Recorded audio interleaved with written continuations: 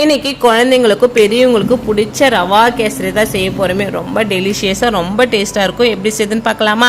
கடாயில் 2 ஸ்பூன் போல் நெய் ஊற்றிட்டு அதில் முந்திரி திராட்சைலாம் போட்டு வறுத்து எடுத்துக்கோங்க. அதே கடாயில் ஒரு கிளாஸ் போல் ரவை எடுத்துருக்கிறேன். அதையும் நல்லா ரோஸ்ட் பண்ணி எடுத்துக்கோங்க.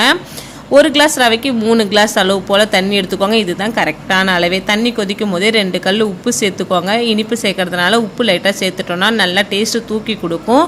தண்ணி கொதிக்கும் போது ரவையை போடும்போது நல்லா அடுப்பு லோ ஃப்ளேம்லேயே வச்சுக்கோங்க. ரவை நல்லா வெந்து வந்ததும் சர்க்கரை சேர்த்துக்கலாம். இன்றைக்கி நான் 1 கிளாஸ் ரவைக்கு 3/4 கிளாஸ் போல் சர்க்கரை எடுத்துருக்கிறேன்.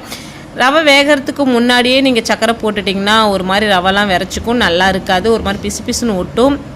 ஏலக்காய் பொடியெல்லாம் போட்டு நல்லா மிக்ஸ் பண்ணி விட்டுட்டு இன்றைக்கி நான் ஃபுட் கலர்னு வந்து பார்த்திங்கன்னா ஆரஞ்சு கலர் தான் எடுத்துருக்கிறேன்.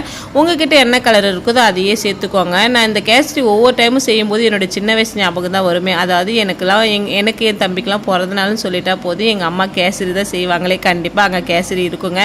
எனக்கு தெரிஞ்சு நான் கேக்கு வெட்டனத்தோட கேசரி வெட்டது தான் அதிகமாக இருக்கும். எனக்கு தெரிஞ்சு 90 கிட்ஸோடைய ஒன் ஆஃப் த பெஸ்ட்டு கேக்குன்னா அது கேசரி தான் சொல்லுவாங்கன்னு நினைக்கிறேன். நீங்கள் உங்கள் பிறந்த நாளைக்கு இந்த மாதிரி கேசரியெலாம் வெட்டி செலிப்ரேட் பண்ணியிருக்கீங்களான்னு மறக்காமல் கமெண்ட் பாக்ஸில் சொல்லுங்கள்.